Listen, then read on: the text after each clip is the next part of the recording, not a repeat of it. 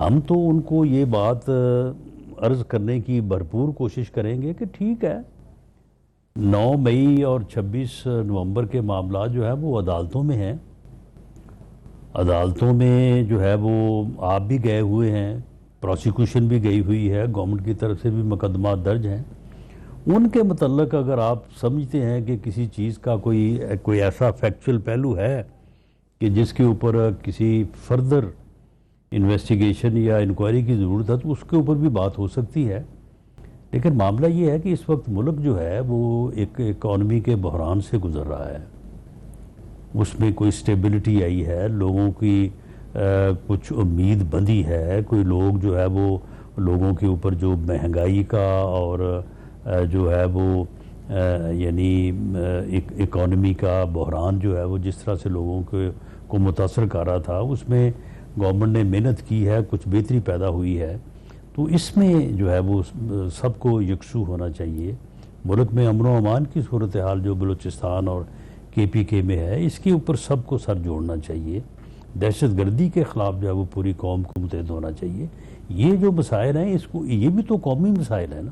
چلو باقی تو کسی پارٹی کا کوئی مسئلہ ہے، دوسری پارٹی کا کوئی مسئلہ ہے، یہ پارٹیوں کے ذاتی مسئلے ہیں، لیکن جو پورے 24 کروڑ لوگوں کا مسئلہ ہے اس کے اوپر بھی تو کسی نے بیٹھنا ہے نا، کوئی دھیان دینا ہے۔ تو ہم تو یہ کوشش ضرور کریں گے اور کرتے رہیں گے۔ ٹھیک ہے جی، آگے ان کی پھر دیکھیں کہ وہ اس کے اوپر کیا رسپونڈ کرتے ہیں۔ بٹ رانا صاحب گزارش یہ ہے کہ اس مذاکراتی عمل کی جانب جب سے شروع ہوا ہے، اس کے اندر جو باتیں آپ نے ابھی فرمائی ہیں وہ براڈر پکچر ہے پاکستان کے حوالے سے، چیزیں اور بہت سی، وہ تو موضوع بحث نہیں ہے۔ موضوع بحث عمران خان صاحب، ان کی جماعت، ان کی اسیران کی رہائی سمیت عمران خان صاحب کے جوڈیشل کمیشن یہی ہے۔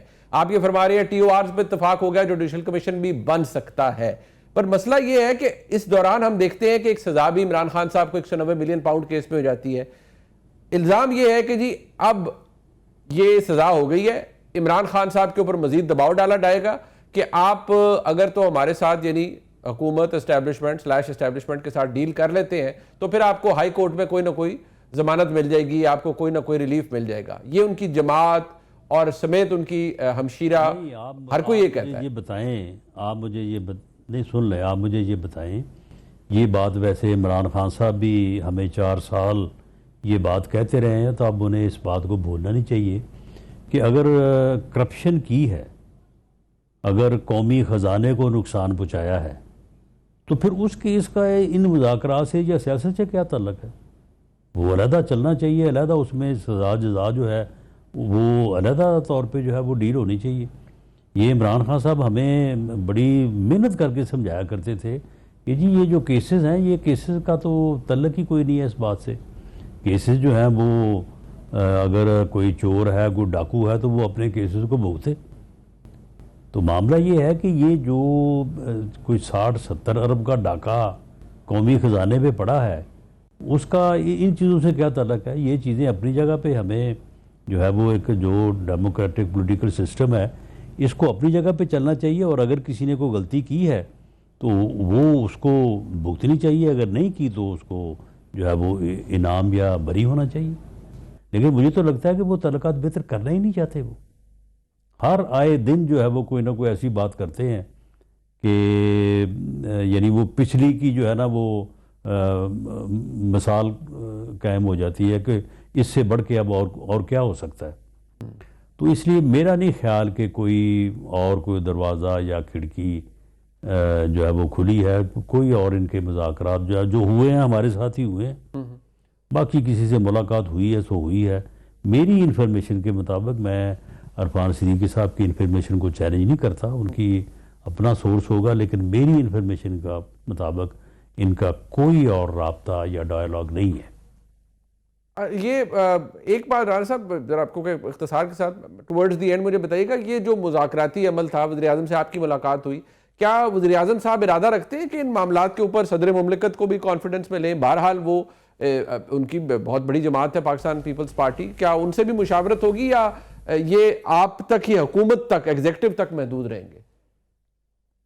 نہیں، یہ مذاکراتی جو ٹیم ہے، اس ٹیم میں پیپلز پارٹی خود شامل ہے جی، وہ ان کے جو انتہائی سینئر صاحبان نوید قمر صاحب ہیں اور اپنا پرویز اشرف صاحب ہیں، تو ان کے ہوتے ہوئے پھر ہمیں پریزیڈنٹ صاحب کو تو اعتماد میں نہیں لینا چاہیے. وہ خود رپورٹ پیش کرتے ہوں گے اور ان سے رہنمائی لیتے ہوں گے، لیکن اگر پرائم منسٹر صاحب مناسب سمجھیں گے تو وہ بھی کر سکتے ہیں. رانا صاحب آخری سوال، بہت سے لوگوں کا یہ خیال ہے کہ یہ جب بھی پاکستان تحریک انصاف کے تعلقات بہتر ہونے لگتے ہیں یا کوئی اگر کچھ معاملات بہتر ہوتے ہیں تو آپ کی مطلب آپ جب میں کہہ رہا ہوں یعنی حکومت یہ کوشش کرتی ہے کہ تعلقات خراب ہی رہیں پاکستان کی اسٹیبلشمنٹ سے. انفیکٹ حکومت کی لائف لائن ہے کہ تحریک انصاف اور پاکستان کی اسٹیبلشمنٹ دستوں گرے مار رہے. یہ تاثر کتنا درست ہے جو بار بار تحریک انصاف کے دوست بھی کہتے ہیں؟ یہ تاثر جو ہے یہ بالکل غلط ہے، بلکہ بیہودہ ہے. اچھا. اس کی وجہ یہ ہے کہ ہم تعلقات خراب کر ہی نہیں سکتے. اسٹیبلشمنٹ کوئی اتنی جو ہے وہ ناسمجھ تو نہیں ہے. معاملہ یہ کہ اسٹیبلشمنٹ سے تعلقات آپ ان کے لانگ مارچ سے لے لیں، آج تک آ جائیں، یہ تو یعنی بلا وجہ اس قسم کی گفتگو کرتے ہیں ان کے متعلق کہ اس کے بعد تو کوئی ان کے نزدیک نہیں لگے گا. یہ تعلقات خود خراب کرتے ہیں.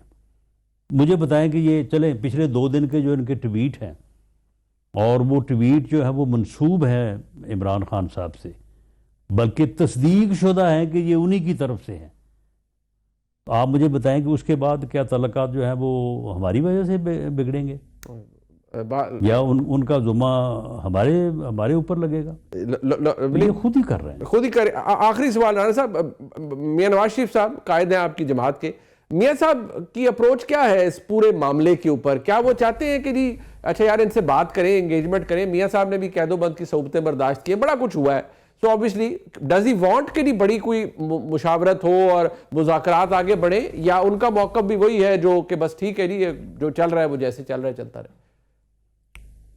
نہیں، میاں صاحب کی سوچ کا آپ اندازہ اس بات سے کر سکتے ہیں کہ وہ جب 21 اکتوبر 2023 کو تشریف لائے تھے واپس، تو بہت بڑا جلسہ تھا ان کے اہتمام میں، ان کی آمد پہ پی ایم ایل این نے کیا تھا مینار پاکستان پہ. تو وہاں پہ آپ ان کے الفاظ سن لیں، انہوں نے بڑی درد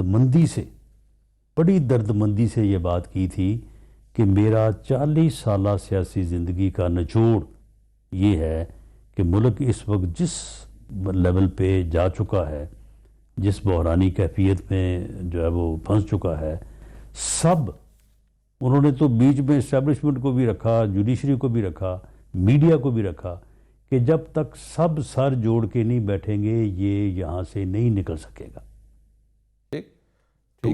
اٹ مینز کہ وہ اس بات کو بلیو بھی کرتے ہیں اور سب کے ساتھ سر جوڑنے کو بھی تیار ہیں. لیکن اگر آگے سے کوئی گالیاں دیتا جائے تو پھر اس کے ساتھ سر جوڑنے والی بات کو کیسے کی جا سکتی ہے؟ اس لیے ان کی تو یہ سوچ ہے، وہ تو ہمیشہ انہوں نے اس چیز کو ترجیح دی ہے، لیکن تالی تو پھر دونوں ہاتھوں سے بجتی ہے.